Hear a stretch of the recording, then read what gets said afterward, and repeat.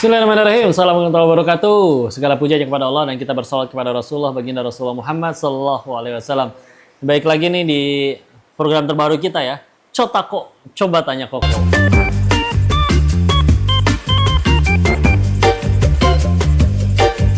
Ada-ada aja ini judul ini ya. Kita akan bahas lagi kemarin yang mitos-mitos atau statement-statement yang diyakini masyarakat. Kita akan lihat dari sudut pandang Islamnya. Kita lanjut lagi di episode kali ini. Yuk, langsung aja kita mulai. Udah kayak interogasi nih ya, kayak meja.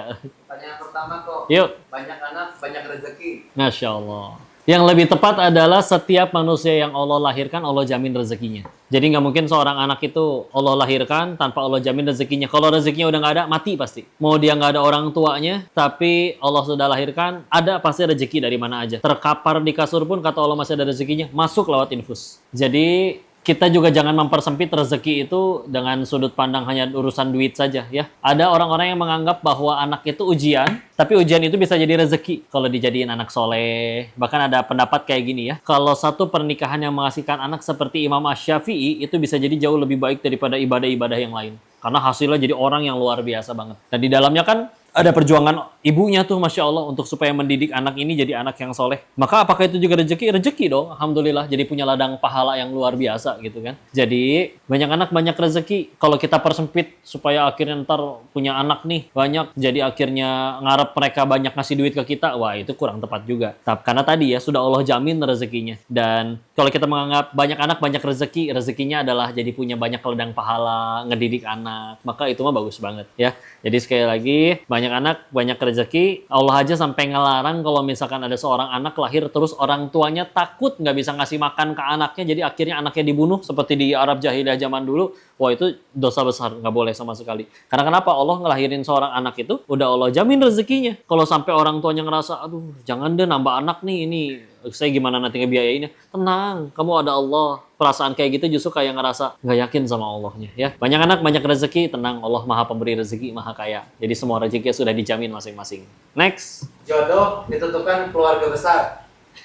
Tergantung ya. Kalau keluarga besar milihin jodohnya benar-benar karena dia soleh, takwa, tujuannya fit dunia wal akhirah, nggak cuma dunianya aja dia ganteng, punya warisan banyak, direktur, anak direktur gitu-gitu mah sebentar doang itu mah dunia ya. Jadi tinggal lihat balik lagi si anaknya kalau misalkan nggak ngerti milihnya gimana dan dia juga kurang paham agamanya, dipilihin sama orang tua dengan pemilihannya tentu yang sesuai standar keimanan yang baik, keagamaan yang baik, maka itu jadi kebaikan. Tapi kalau misalkan si anak ini sebetulnya ya bisa nyari sendiri atau nanti juga akan datang jodohnya tapi orang tua mohon-mohon atau maksa-maksa karena harus dengan yang itu karena itu dia kaya jadi dia bisa lunasin hutangnya kami nah itu nggak boleh kayak begitu ya. Jadi silakan kalau misalkan pengen tentuinnya berdasarkan yang bikin tambah dekat sama Allah, yang jadi kebaikan. Yang anaknya pengen milih sendiri juga sama, bukan karena sekadar dia ganteng, kaya dan lain-lain, tapi karena dengan dia aku bisa tambah dekat ke surganya Allah. Itu baru benar ya.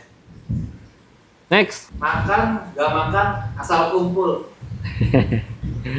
Ada keberkahan dalam silaturahmi, ada keberkahan dalam makan bersama-sama. Ibnu Umar radhiyallahu anhu, ini anaknya Umar bin Khattab radhiyallahu anhu dan sahabat Nabi juga. Beliau itu nggak pernah mau makan sendirian, dicari dulu orang yang miskin untuk diajak makan bareng. Nabi Ibrahim alaihissalam juga kayak gitu. Udah makanan depan mata sendirian, tapi kalau misalkan mau makan dia nggak mau, untuk pasti ngajak orang dulu untuk supaya diajak makan bareng-bareng. Ada keberkahan dalam makan bersama-sama. Bahkan kalau misalkan kita ada hadis sahih yang bunyi al-qamukala Rasulullah SAW bersabda yang maknanya porsi untuk 2 orang cukup untuk 3 orang, porsi 3 orang cukup untuk 4 orang, porsi 4 orang cukup untuk 5 orang. Bahkan ada yang riwayat yang lain porsi 2 orang cukup 4 orang, 1 orang cukup untuk 2 orang, 2 orang cukup untuk 4 orang, dan begitu juga seterusnya. Jadi memang ada keberkahan dalam kumpul, dan memang kadang yang mahal itu adalah bersama dengan siapanya. Kita pergi ke luar negeri, tempatnya indah tapi sendirian kan garing ngeliatin orang pada so sweet. Tapi kalau perginya dengan orang yang tersayang, meskipun cuma ke warung depan rumah itu pun hujan-hujanan, tetap indah, tetap kerasa kayak film India malah. Jadi kumpulnya juga kumpul dalam ketaatan dulu,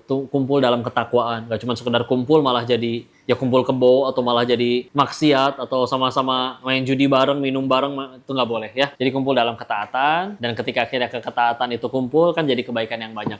Kayak gitu kurang lebih. Next. Kok harta nggak dibawa mati kok? Kata siapa nggak dibawa mati? Bisa dibawa mati. Setiap kalian sedekah itu pilihannya cuma 2. Paling cepat Allah ganti di dunia, standarnya 700 kali lipat. Lihat Al-Baqarah 261. Kalau misalkan disedekahin, ya udah berarti pilihan yang kedua adalah nanti dia jadi kebaikan untuk kita di alam setelah kematian. Jadi setiap kali kita sedekah itu aslinya duitnya masih kepada kalian juga nantinya. Nggak pindah kemana-mana. Karena yang dapat kebaikannya kalian juga. Jadi jangan pelit-pelit. Kalau untuk sesuatu yang baik-baik, yuk jangan pelit-pelit. Jadi bahkan ada kisah kayak gini ya. Orang sukses, dia punya kebiasaan aneh. Tiap kali beres jualan, dia sisain buat modal besok, sisanya dia sedekah. Jadi teman-temannya suka nanya, nggak sayang kamu sama duit kamu? Invest dong kayak kita. Dijawab, justru saya sayang banget sama harta saya. Makanya pengen saya bawa mati. Gimana caranya bawa mati harta? Saya transfer ke rekening akhirat. Dengan ditransfer itu kan, jadi pahala bagi dirinya. Pahala itu yang akan jadi kebaikan bagi dirinya di alam setelah kematian. Jadi ada cara untuk bawa mati harta, ya. Jadi yang jangan itu, udah harta nggak dibawa mati, jadi akhirnya malas kerja, udah lapar juga nggak apa-apa. Enggak, tetap pengen sukses nggak apa-apa, silakan. Sampai jadi kaya betulan juga nggak apa-apa, silakan. Tapi setelah kaya, gunain jadi jalan tambah dekat sama Allah. Sedekahnya tambah banyak, wakafnya tambah banyak, syukurnya tambah banyak, digunain untuk kebaikan. Maka itu juga kebaikan yang luar biasa, ya. Bismillah. Wallahu a'lam bishawab. Next. Uang istri bukan uang suami, sedangkan uang suami adalah uang istri.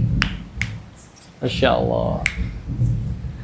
Kok nggak masalah kalau ada yang menyepakati itu. Karena kalau misalkan dia jadi suami yang benar-benar takwa ya, memang pengennya tuh ngasih ke istri, nggak pengen ngebiarin istri itu keluar jor-joran gimana. Karena jujur ya, kau pernah ngeliat ada orang yang si suaminya lagi nggak kerja, istrinya yang kerja. Istrinya padahal nggak nuntut apa-apa, nggak marah apa-apa, ikhlas lillahi ta'ala. Tapi suaminya tertekan di rumah, aduh aku kan laki-laki, aku kan punya jiwa pemimpin, masa aku yang dibiayain sama istri gitu. Jadi ketika akhirnya kita pengen jadi suami yang melayakkan diri jadi suami terbaik di hadapan Allah, pasti Allah titipin rezekinya. Terus dia pengen supaya semua kebutuhan istri dipenuhi. Memenuhi kebutuhan istrinya juga karena, ya Allah, ini titipan loh dari Engkau, ya Allah. Aku pengen bisa memenuhi kebutuhan titipanmu ini nih. Engkau mengamani aku seorang wanita yang ia punya orang yang sekian banyak, pengen bahagiain dia, rela mati demi dia, tapi dia harus ninggalin keluarganya untuk dampingin aku. Maka aku pengen menuhin semuanya. Jadi apa yang aku punya harus aku kasih ke dia. Karena dia juga telah merelakan dirinya untuk aku. Dan kalaupun ternyata dia punya sesuatu rezeki, udah aku nggak butuh itu. Aku nggak butuh itu. Laki-laki kalau punya mindset kayak gitu, bagus. Perempuannya juga ketika akhirnya jadi dia wanita yang soleh, dia sebisa mungkin pengen taat, bakti sama suaminya, ya. Nggak pengen sekedar lenye-lenye mana sini, kamu tuh ATM saya, kamu tuh sumber duit saya, pokoknya kamu harus kasih duit ke saya karena kamu udah jadi suami saya. Itu juga kurang ahsan, ya. Jadi semuanya ya, suaminya jadi suami yang terbaik, istrinya juga jadi istri yang terbaik. Sisanya mau disistemin kayak gitu, menurut Koko nggak masalah, nggak masalah. Walaupun sekali lagi, iya, laki-laki punya kewajiban dan dia punya kewajiban memenuhi istri, itu jadi hak istri. Dan ketika dia jadi suami yang baik, menurut sama Allah juga pasti akan mengupayakan untuk memenuhi semua kebutuhan tersebut. Itu dulu deh. Wallahu a'lam bishawab. Next. Kok, Ya. soal kerjaan kok. Kenapa? Kalau kerja, ambillah ilmu dibanding gaji, karena gaji akan mengikuti.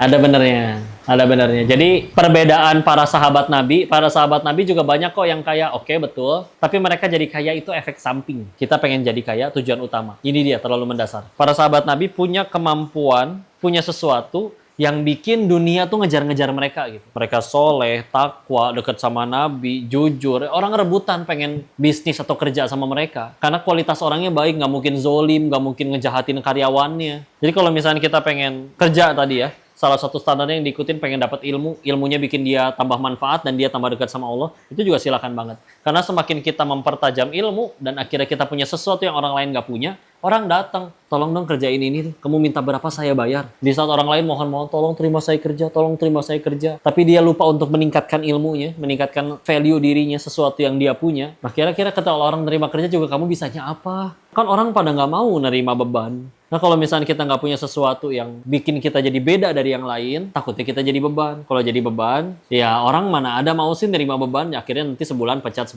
yang stres kita lagi juga. Jadi silakan, kita memang perlu ilmu, nikah perlu ilmu, pengen surganya Allah perlu ilmu, pengen ibadah juga perlu ilmu, semuanya perlu ilmu. Jadi harus dikejar ilmunya, bismillah ya. Silakan dikejar ya. Wallahu a'lam bishawab. Next. Kok, Yuk.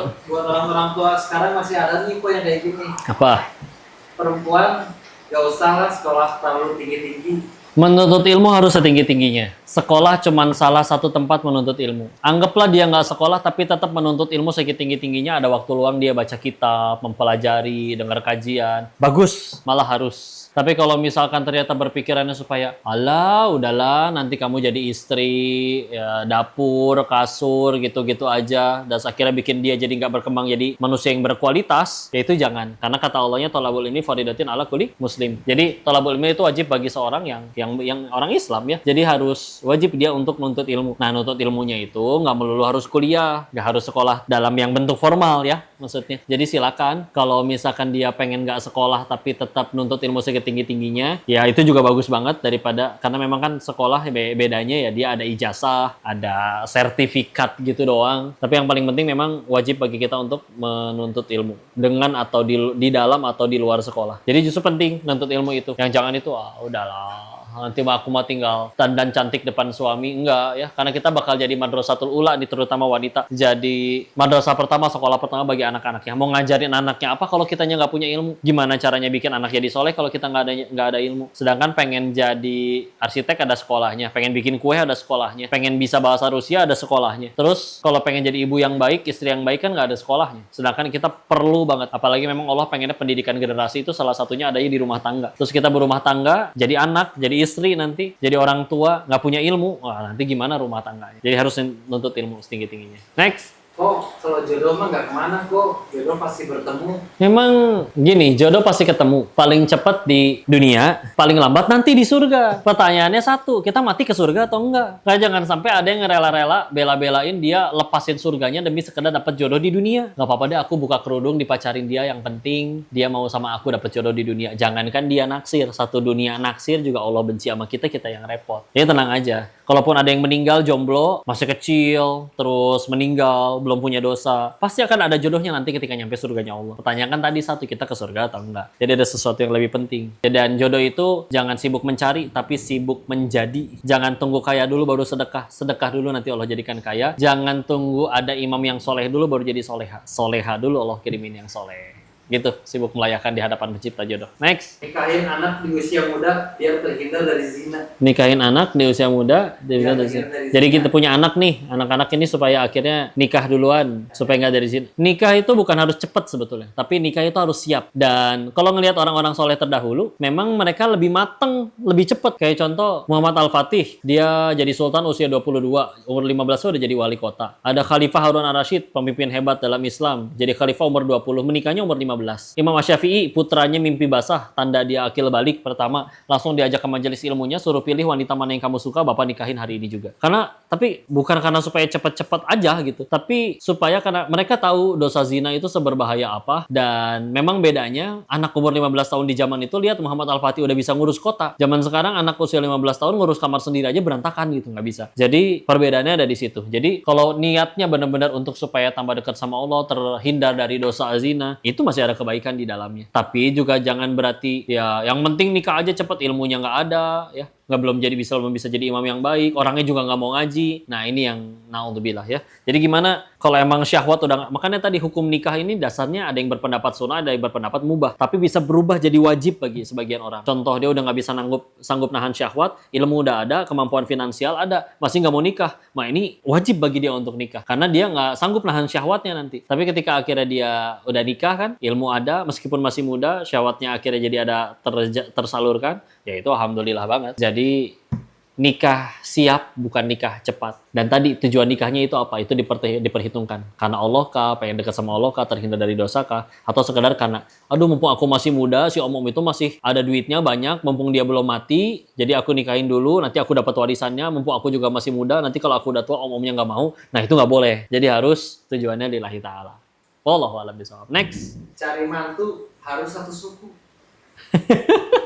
Jodoh itu nyari yang sekufu. Kalau kita dapat yang sekufu, meskipun beda suku, nggak apa-apa. Walaupun bisa jadi lebih mudah sekufunya kalau satu suku gitu. Jadi misalkan yang satu Chinese, di yang satu lagi juga Chinese. Nah, dua-duanya Muslim lah misalkan gitu ya. Dan selera makannya sama, cara bercandanya mirip gitu ya. Sehingga akhirnya itu membuat mereka cocok, lebih menghindari cekcok. Kalau tujuannya kayak gitu masih aman, masih nggak apa-apa. Tapi kalau misalkan jodoh harus satu suku gara-gara suku kita lebih mulia daripada orang lain, suku yang lain lebih hina, itu nggak boleh. Itu nggak boleh. Jadi tujuannya nikah itu kan harus jadi sakinah, mawaddah, warahmah, nyampe ke surganya Allah, jadi ada dakwah juga. Dan untuk supaya bisa ke arah sana perlu memang yang sekufu. Jadi nggak nanti suaminya dakwah, istrinya malah ngomel-ngomel, tapi malah disupport sehingga akhirnya dakwahnya bukan makin kendor, tapi malah jadi makin kuat. Nah itu kan perlu yang sekufu gitu. Kalau dengan akhirnya satu suku itu dia dirasa sekufu dan bisa membuat tambah dekat kepada Allah, bagi dua-duanya itu boleh banget. Tapi yang kalau tadi Kalau misalkan harus satu sukunya gara-gara ngerasa suku yang lain tidak baik dan sukuku lah yang paling baik. Nah, itu dia enggak. Yang paling baik di antara Allah di hadapan Allah kan inna akramakum indallahi atqakum. Quran surat 49 Al-Hujurat